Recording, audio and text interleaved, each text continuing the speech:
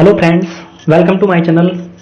देखिए प्यारे साथियों, कक्षा 12 की पुस्तक हम पढ़ रहे थे और उसमें 3 अध्याय हमने कंप्लीट पढ़ लिए थे। तो आज हम पढ़ेंगे अध्याय नंबर 4 और जो है बिहारी। तो बिहारी जी के पद हम पढ़ेंगे आज, यानी कि बिहारी जी के दोहे। बिहारी जी का जीवन परिचय हमने पढ़ लिया था पिछले वीडियो में। तो आज हम इसके दोहों को अर्थ सहित पढ़ेंगे, यानी कि सहज प्रसंग इसकी व्याख्या करेंगे। तो जिन साथियों ने जीवन परिचय नहीं देखा है वो प्ले लिस्ट में जाकर के और वीडियो को देख सकता है, और जिन साथियों ने हमारे चैनल को अभी तक सब्सक्राइब नहीं किया वो चैनल को सब्सक्राइब कर लें, क्योंकि बहुत इंपॉर्टेंट क्लासेज यहाँ पर मिलती हैं। तो अब हम चलते हैं इसके दोहों पर। देखिए बिहारी दास जी के जो दोहे हैं वो भक्ति, नित्य और श्रृंगार के दोहे हैं और बहुत इंपॉर्टेंट है दोहे। ज्यादातर श्लेष अलंकार में लिखे गए हैं और सभी दोहों में रस और अलंकार की प्रचुरता है। तो देखिए पहला दोहा, मेरी भव बाधा हरो राधा नागरी सोई, जा तन की झाई परे श्याम हरित दुत होई। देखिए ये श्रृंगार का दोहा है। इसमें देखिए नागरी का अर्थ होता है चतुर, और भवबाधा का मतलब होता है संसार रूपी बाधा, हरो का मतलब होता है हरना, और तन का मतलब क्या होता है, शब्द अर्थ देख लीजिए एक बार। तन का मतलब होता है शरीर, झाई का मतलब परछाई, श्याम कृष्ण, और दुती का मतलब हो जाना। दुती का अर्थ कांति भी होता है। अब कविवर बिहारी लाल जी कहते हैं कि हे चतुर राधिके, आपके शरीर की एक परछाई मात्र पड़ने से मेरे इष्ट कृष्ण बहुत खुश हो जाते हैं, उत्तेजित हो जाते हैं, प्रसन्न हो जाते हैं। तो हे राधिके, आप मेरे सभी कष्टों को दूर करने की जो है कृपा करें। एक बार फिर से समझो कि हे चतुर राधिके, आप मेरे सभी संसार की जो बाधाएं उनको दूर करें, हरे, क्योंकि आपके शरीर की एक झाई यानी कि परछाई पड़ने मात्र से मेरे जो इष्ट है कौन, श्याम, वो बहुत ही खुश हो जाते हैं। तो इसलिए आप मेरी सभी कष्टों को दूर करने का कृपा करें या निवारण करें। तो ये इसका अर्थ हो गया। देखिए नेक्स्ट, तो पर बारो उर्वशी सुन राधि के सुजान, तू मोहन के उर्वशी हवे उर्वशी समान। देखिए इसका एक बार शब्द अर्थ देख लीजिए। वारो का मतलब होता है न्योछावर करना, यानी कि वारना। उर्वशी, और यहां पर जो उर्वशी है इस उर्वशी का अर्थ होता है स्वर्ग की अप्सरा, और सुजान का मतलब होता है चतुर या सुंदर। मोहन के उर देखिए उर्वशी, इस उर का मतलब होता है हृदय, और बसी का मतलब वर्षी, यानी कि उर्वशी हृदय में, और हवे उर्वशी समान, और इस उर्वशी का अर्थ है गले का आभूषण। अब देखिए इसका अर्थ।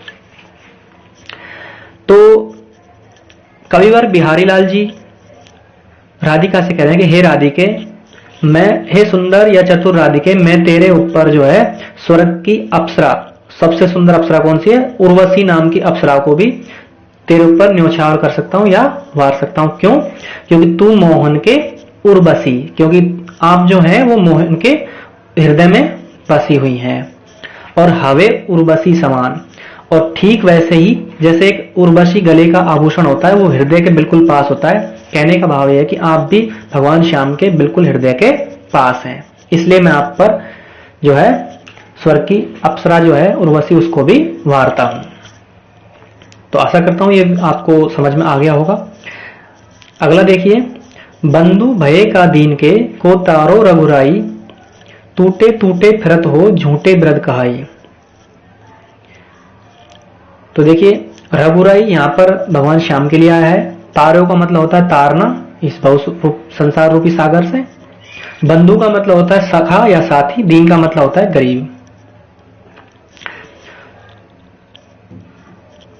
तो देखिए टूटे टूटे का जो यहाँ पर अर्थ है वो होता है संतुष्ट होना या खुश होना, और फिरत का मतलब फिरना या समझना। तो देखिए इसका अर्थ अब इसका। तो बिहारी लाल जी कहते हैं कि हे रघुराई, आप जो है किस दीन के मतलब गरीब के, कि किस गरीब के बंधु हुए हैं, यानी कि सखा हुए हैं, और आपने किस दीन गरीब को इस संसार रूपी सागर से तारया है, यानी कि भवसागर रूप संसार से पार लगाया है।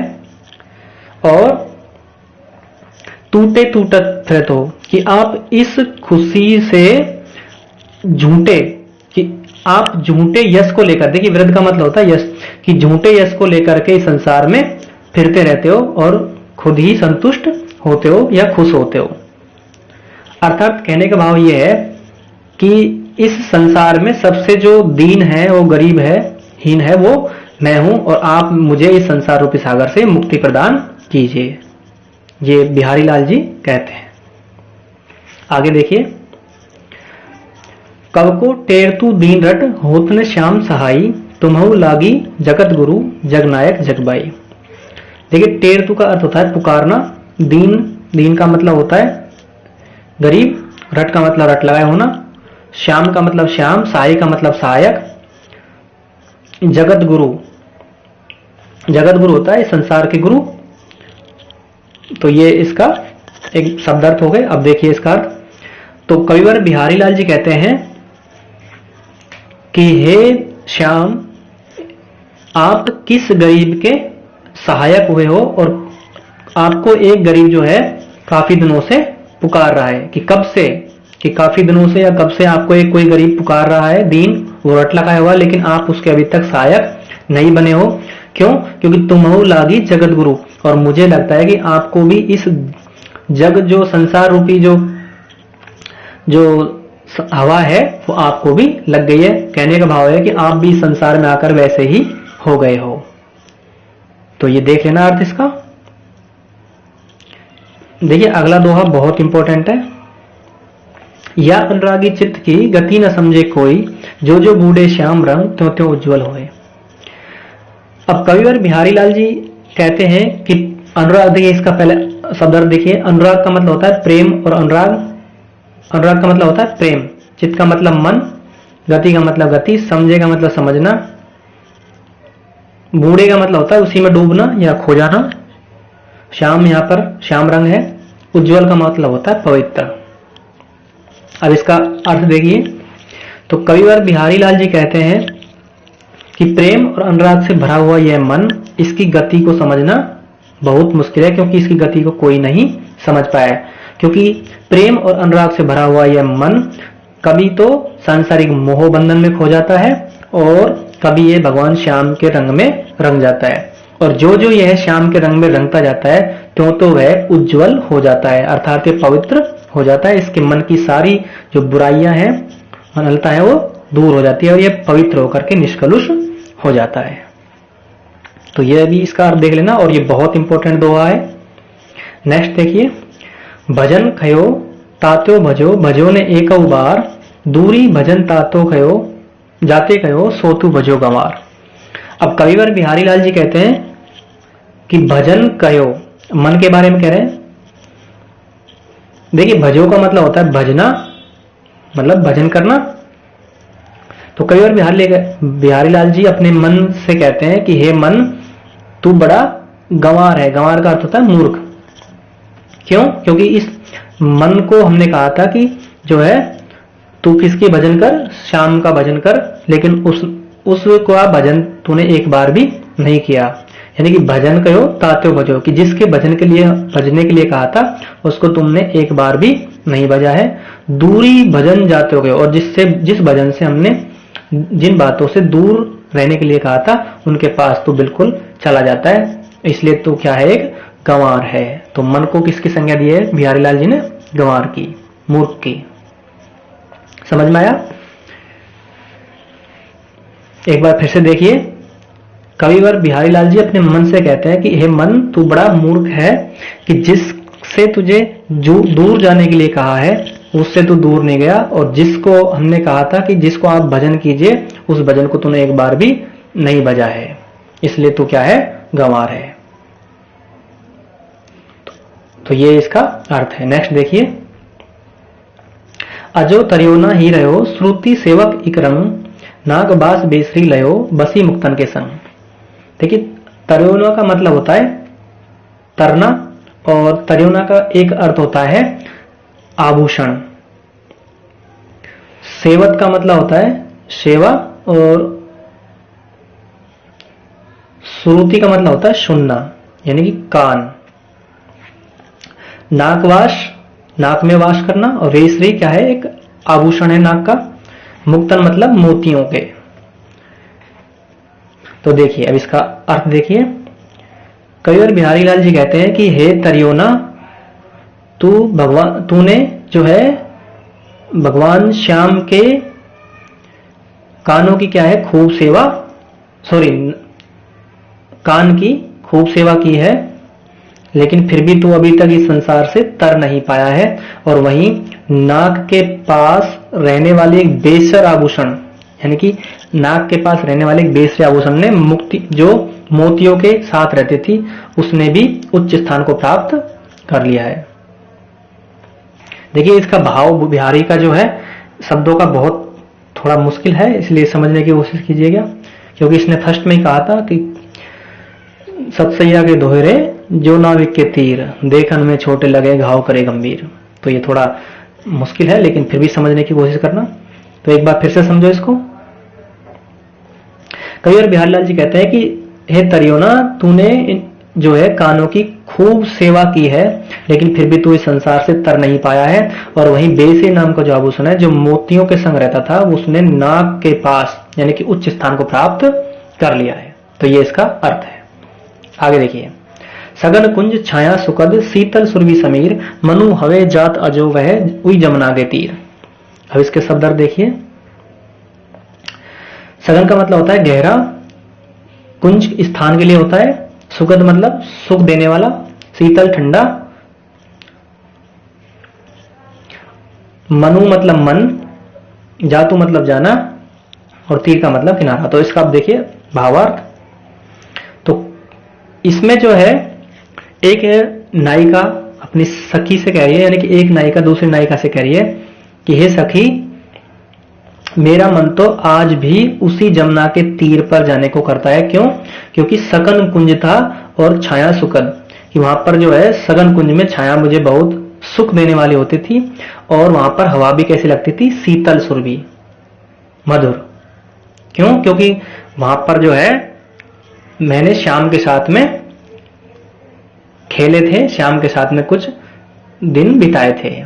तो इसलिए आज भी मेरा मन उसी जमुना के तीर पर जाने को करता है। ये एक सखी दूसरे सखी से कह रही है। तो नेक्स्ट देखिए। सोहत ओढ़े पीत पट, श्याम सलोने गात, मनो नीलमणि सैन पर आतप परियो प्रभात। देखिए पीत का मतलब होता है पीला, पटु का मतलब होता है वस्त्र, श्याम गात का मतलब होता है शरीर, नीलमणि पर्वत है, और शैल, नीलमणि क्या है, पर्वत का नाम, और शैल मतलब पर्वत। तो देखिए ये बहुत इंपॉर्टेंट दुआ है, इसको इंपॉर्टेंट लगा लेना। अब कविवर बिहारी लाल जी कहते हैं कि राधिका जो है अपने शरीर की तुलना तो किससे कर रही है, नीलमणि पर्वत से, और उनके वस्त्रों की तुलना सूर्य की किरणों से करते हुए सखी से कह रहे हैं कि हे सखी, कि जिस प्रकार नीलमणि पर्वत पर आतप परियो प्रभात की सुबह जब सूर्य की किरणें पड़ती हैं तो वह बहुत सुंदर लगता है, ठीक वैसे ही जो है भगवान श्याम पीले वस्त्र धारण करने पर, और कैसे रंग पर, श्याम वर्ण पर, कि श्याम रंग पर जब पीले वस्त्र धारण करते हैं तो वह बहुत ही सुंदर लग रहे हैं। समझ में आया? एक बार फिर से समझो। राधिका जो है भगवान श्री कृष्ण के शरीर की तुलना नीलमणि पर्वत से और वस्त्रों की तुलना सूर्य की किरणों से करते हुए अपनी सखी से कहती है कि हे सखी, जिस तरह नीलमणि पर्वत पर सूर्य की किरणें पड़ती हैं तो वह बहुत सुंदर लगता है, ठीक वैसे ही श्याम रंग पर पीले वस्त्र बहुत ही सुंदर लग रहे हैं। ठीक है, आगे देखिए। ई आस अटक्यो रहतु, अली गुलाब के मूल, हवे फेरी बसंत ऋतु, इन डारन वे मूल फूल।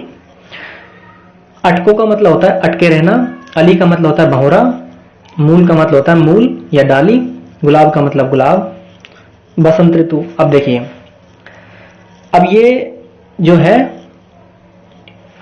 कवि क्या कहना चाह रहा है बिहारी लाल जी, कि जिस तरह से जो भंवरा है वो गुलाब के टहनियों पर ही क्या करता है, अटका रहता है। क्यों? क्योंकि वह सोचता है कि जब बसंत ऋतु आएगी तो इसी डालियों पर फिर से फूल खिलेंगे और फिर से जो है खुशियां ही खुशियां होंगी।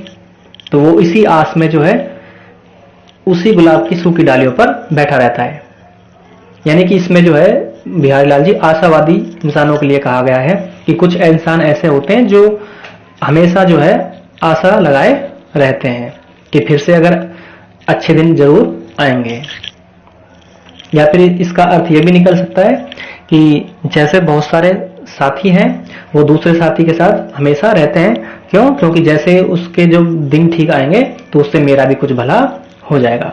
तो ये आशावादी जो है इसके बारे में कहा गया है। तो समझ में आ गया होगा। नेक्स्ट क्वेश्चन, नेक्स्ट देखिए, को छूट्यो ई जाल परी कत कुरंग अकुलात जो जो सुरजी भजो चहत तो उर्जत जात। देखिए, छोटो का मतलब होता है छूटना, कुरंग का मतलब होता है मृग यानी हिरण, अकुलात का मतलब होता है झटपटाना या व्याकुलता, सुरजी मतलब सुलझना, चैत का मतलब होता है चाहना, उर्जत का मतलब उलझना। अब कवि बिहारीलाल जी कहते हैं कि हे मृग, तू इतना क्यों छटपटा रहा है? क्योंकि इस जाल में एक बार फंसने पर कोई छूट नहीं पाया है, और जैसे तू इसमें से सुलझना चाहेगा उतना ही तू उलझता चला जाएगा। अब हम लोगों के लिए बिहारीलाल जी संदेश देते हैं कि हम जिस तरह से मोह माया में फंस जाते हैं तो फिर उससे निकल नहीं पाते, तो इसलिए हमें जो ये मोह रूपी जो संसार है इससे दूर रहना चाहिए। समझ में आ गया होगा। अगला देखिए, अगला भी बहुत इंपॉर्टेंट है, बहुत अच्छा है। बतरस लालच लाल की मुरली धरी लुकाई, सो करे भोनी हसे देन कहे नट जाई। बतरस का अर्थ देखिए, बतरस का अर्थ होता है बातों के रस, बातों का रस, और लालच यानी लालची, यानी बातों के रस की लालची। और लाल कौन है यहाँ पर? कृष्ण। मुरली धरी, धरी का मतलब धरना, लुकाई का मतलब होता है छिपाना। सोह करे, सो मतलब सौगंध खाना, बहु मतलब बहुनी आंखों के ऊपर के जो बाल, और नटी का मतलब नट जाना। अब देखिए इसका अर्थ। अब कवि कहता है कि भगवान श्याम के बातों के रस की लालची सखी क्या करती हैं? भगवान श्याम की मुरली को छिपा देती हैं। और जब भगवान श्याम उनसे पूछते हैं कि आपने मेरी मुरली देखी है, तो वो क्या करती हैं? झूठी सौगंध खा जाती हैं, लेकिन बहुओं से जो है क्या करती हैं? हंस जाती हैं। और जब वो देने के लिए कहते हैं मुरली को, तो फिर वो नट जाती है, लेकिन क्या करती हैं? बहुओं से हंस करके इस बात को भी बता देती है कि हमने ही मुरली को छिपाया है। समझ में आया? एक बार फिर से देखिए कि भगवान श्री कृष्ण या श्याम की बातों के रस की लालची सखी जो है क्या करती है? भगवान श्याम की मुरली को छिपा देती है। और भगवान श्याम जब उनसे कहते हैं कि मेरी मुरली को वापस दीजिए, तो वो सौंफ खा जाती हैं, झूठी सौंफ, और मुरली को देने से डर जाती हैं। लेकिन वहीं पर जो है बहुओं के माध्यम से हंस करके संकेत दे देती हैं कि मुरली को हमने ही छिपाया है। तो ये इसका अर्थ है। आगे देखिए, नाच अचानक ही उठे बिन पावस बन मोर, जानते हो नंदित करी ये दिशी चंद किशोर। अचानक का मतलब होता है अचानक से, पावस का मतलब होता है वर्षा, और नंद किशोर का मतलब होता है कृष्ण। अब एक सखी कह रही है कि हे सखी, अचानक से ही जो है मोर नाचने लग गए। क्यों? क्योंकि उनको पावस, वो वर्षा का मौसम समझ करके मोर नाचने लग गए। अब कहती है कि मुझे नंदित करी, कि मुझे ऐसा लगता है जैसे नंद किशोर जो है वन गमन को निकल पड़े हो, और उनके सांवले रंग को देख करके मोरों को यह भ्रम हो गया हो कि बारिश होने वाली है, तो वो इस भ्रम में नाचने लग गए। अर्थात मोर को क्या हो गया? भ्रम। इसलिए इसमें कौन सा अलंकार है? भ्रांतिमान या विभावना। एक बार फिर से इसका अर्थ देखिए कि नाच अचानक उठे बिन पावस, की बिना वर्षा के मोर नाचने लग गए अचानक से। क्यों? क्योंकि उन्होंने सोचा कि जो है बारिश होने वाली है, लेकिन वास्तविकता में बारिश नहीं होने वाली थी। भगवान श्याम जो है वनगमन को निकले थे, और उनके श्याम रंग को देख करके मोरों को भ्रम हो गया। तो अगला देखिए, अगला भी बहुत अच्छा दोहा है। लिखन बैठी जाकी छवि, गई गई गर्भ गरूर, भयने केते जगत के चतुर चितेरे कूर। कूर का मतलब होता है मूर्ख, गर्भ गरूर का मतलब होता है अहंकार या घमंड, गरूर का मतलब टूटना, केते मतलब कितने, जगत मतलब जगत के, चतुर का मतलब चतुर, और चित्रे का मतलब होता है चित्रकार। अब नायक जो है नायिका की छवि को लिखवाने के लिए एक चित्रकार को लाता है, तो बड़े से बड़े चित्रकार इस संसार के जो है उस नायिका की छवि को नहीं लिख पाया, और उसका सारा जो घमंड है वो चूर चूर हो गया, टूट गया। क्यों? क्योंकि जो नायिका है वो बहुत सुंदर थी, और हर दिन उसका जो सौंदर्य है वो बदलता रहता है। तो इसलिए कोई भी जो चित्रकार है वो उसके रूप की व्याख्या नहीं कर पाया, तो वो क्या कहलाए? मूर्ख। तो ये इसका अर्थ हो गया। अगर वीडियो अच्छी लगे तो लाइक कमेंट शेयर करना, और अगर किसी को समझ नहीं आया तो एक बार दो बार फिर से पॉज करके वीडियो को आप देख सकते हैं, और अगर फिर भी समझ नहीं आया तो आप कमेंट कीजिएगा। देखिए आगे। झीने पट में झुलमुली झलकती ओप अपार, सुर तरु की मनु सिंध में लसती से पल्लव डार। देखिए झीने का मतलब होता है पतला, पट का मतलब कपड़ा, झुलमुली मतलब झुलमुली, झलकती मतलब झलकना, ओप अपार यानी कि अत्यधिक सुंदरता, सुरतरु का मतलब होता है कल्पवृक्ष, और सिंधु का मतलब सागर या नदी, और सैपल्लव मतलब डार मतलब डालियों पर क्या हुए हैं पत्ते। देखिए अब इसका अर्थ। अब नायक जो है नायिका की सुंदरता का वर्णन करते हुए कहता है कि जैसे नायिका की कानों में क्या है एक झुलमुली नाम का आभूषण, कि जैसे ही नायिका के कानों से और पतले कपड़ों में से वस्त्र में से जब वो कानों के झुमके हिलते हुए झलकती हुई यानी कि उनकी एक झलक दिखाई देती है तो बहुत सुंदर लगती है, और ऐसा लगता है जैसे सुरतरु यानी कि कल्पवृक्ष, कहां पर सागर में कोई कल्पवृक्ष सभी पत्तों सहित लहरा रहा हो, झूम रहा हो, यानी कि जो नायिका वो बहुत ही सुंदर है, तो इसकी सुंदरता की व्याख्या की गई है। एक बार फिर से देखिए अर्थ। नायक जो है नायिका की सुंदरता का वर्णन करते हुए कहता है कि जिस प्रकार नायिका के कानों से और उसके पतले वस्त्रों में से, पतले कपड़े में से जब उसकी झुमकी जो है कानों की वो झुमकती हुई या झूलती हुई दिखाई देती है तो वो बहुत ही सुंदर लगती है, और ऐसा लगता है जैसे सिंधु में कोई कल्पवृक्ष का जो वृक्ष है वो पत्तों सहित लहरा रहा हो। आगे देखिए, ये भी बहुत अच्छा दोहा है और बहुत इंपॉर्टेंट है व्याख्या के लिए। कहत नटत रीजत खिजत मिलत खिलत लजियात, भरे भवन में करत है नैना नहीं सो बात। कहत का मतलब होता है कहना, नटत का मतलब नटना, रीजत का मतलब रीजना, खिजत का मतलब खींचना, मिलत का मतलब मिलना, खिलत का मतलब खिलना, और लज्जात का मतलब लज्जा या शर्म। भरे भवन मतलब भरे भवन में, नैनन ही मतलब नैनों से, बात से मतलब बात। तो देखिए कि भरे भवन में जैसे ही नायक नायिका आपस में क्या करते हैं नैनों से बात करते हैं, और भवन कैसा है भरा हुआ है, तो वहां नैनों से जो है वार्तालाप करते हैं कौन नायक नायिका। तो नायक जो है उनसे बातें करने के लिए कहता है तो वह नायिका जो क्या करती है नट जाती है, तो उसके नटने से जो नायक है वो रीझ जाता है, और फिर बहुत, और जब वो रीझता है तो नायिका जो है फिर खींच जाती है यानी गुस्सा हो जाती है, लेकिन जैसे ही फिर वो खुश हो जाते हैं और वापिस से मिलने की बात को लेकर के खुश मिलने, खिलत का मतलब था खिलना या खुश होना, तो फिर वापिस से जो नायिका राजी हो जाती है और बहुत ही खुश होती है। लेकिन जैसे ही भरे भवन में जब सब उनको ये नैनों से बात करते हुए देख लेते हैं तो वो फिर बहुत ही शर्मा जाती है और अपने मुख को नीचे कर लेती है, यानी कि उसको लज्जा आ जाती है।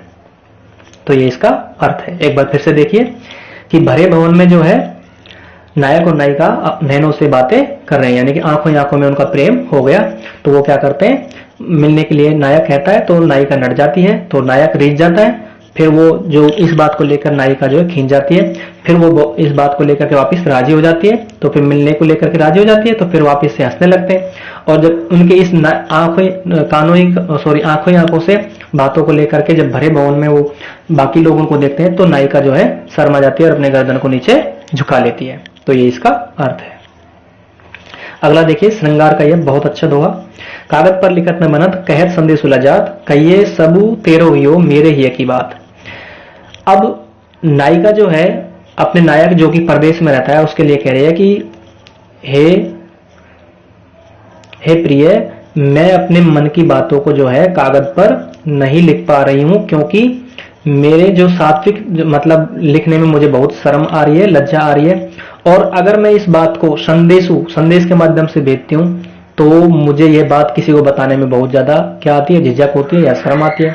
इसलिए आप सबू तेरो हुयो, कि जैसे ये का मतलब होता है हृदय, कि आप अपने हृदय से मेरे हृदय की बात को समझने की कोशिश कीजिए। तो ये इसका अर्थ है।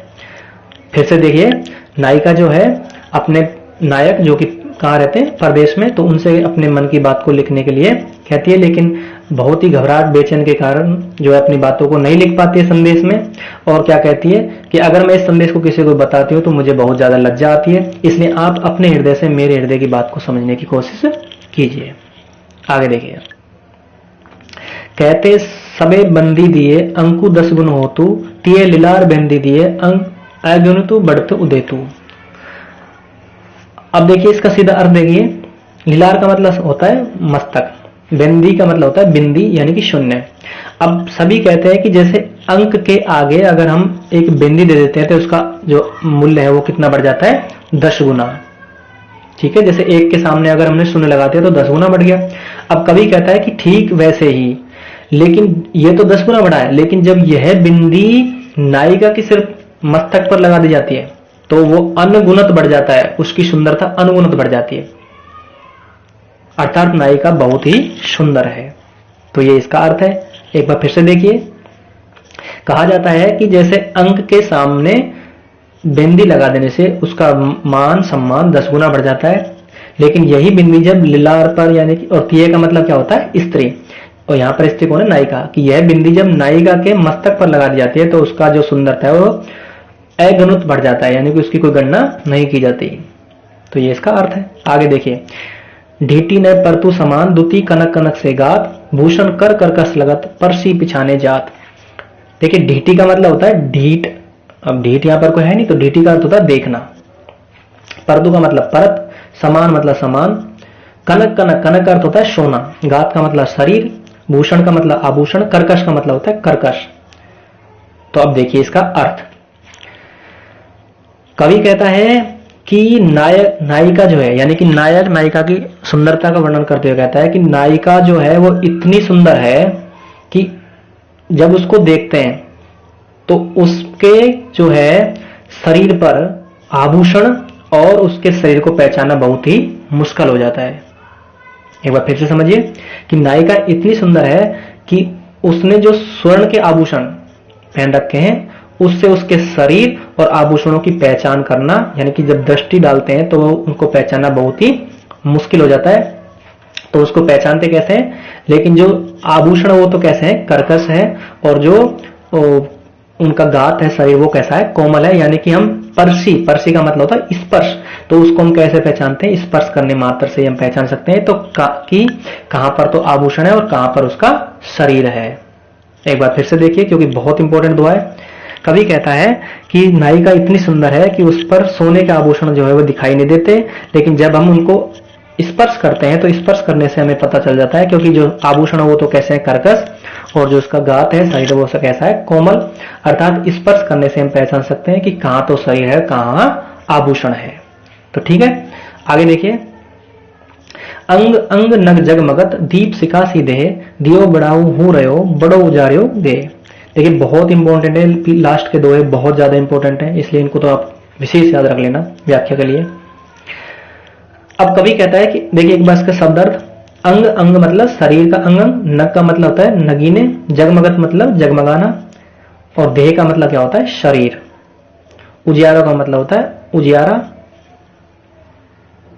गेह का मतलब होता है घर में। देखिए अर्थ, अब इसका भावार्थ देखिए, कवि कहता है कि जो नायिका है उसने अपने अंग अंग में क्या पहन रखे, नग, और वो नग क्या कर रहे हैं, जगमगा रहे हैं, और वो इतने जगमगा रहे हैं कि जो वो नायिका है वो दीप शिखा सी दिखाई दे रही है, उसके देह जो शरीर है वो एक दीपक के भांति दिखाई दे रहा है, यानी कि बहुत सुंदर दिखाई दे रही है। ठीक है, जब उस यानी कि जब वो इतनी सुंदर दिखाई दे रही है तो अगर घर में जो है दीपक को दिया, ये लिखा दिया, अगर उसको बढ़ा यानी बुझा दिया जाए तो भी उसके घर में कैसा है, बहुत उजाला होता है। क्यों? क्योंकि नायिका के रूप से उस घर में उजाला हो जाता है। तो ये कवि कहना चाह रहा है, अर्थात यहाँ पर जो नायिका की सुंदरता का वर्णन किया गया है।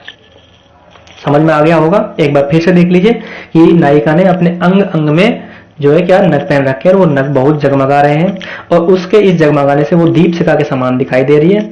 और जब हम दीपक को घर में बुझा देते हैं तो उस नायिका के घर में होने मात्र से उस घर में बड़ा उजियाला हो जाता है, अर्थात नायिका बहुत ही सुंदर है। तो प्यारे साथियों, ये आज का हमारा बिहारी लाल जी के दोहे थे और बहुत इंपॉर्टेंट है, और ये प्रश्न है, आप प्रश्न भी जो है इनके देख लेना क्योंकि इंपॉर्टेंट है, और ये पाठ भी बहुत इंपॉर्टेंट है। तो अगर ये वीडियो आपको पसंद आया तो लाइक करना, और हमारे चैनल को भी सब्सक्राइब कर लेना, और अपने साथियों तक भी शेयर करना। तो अब हम मिलेंगे अध्याय नंबर 5 में नेक्स्ट वीडियो में, तब तक के लिए नमस्कार।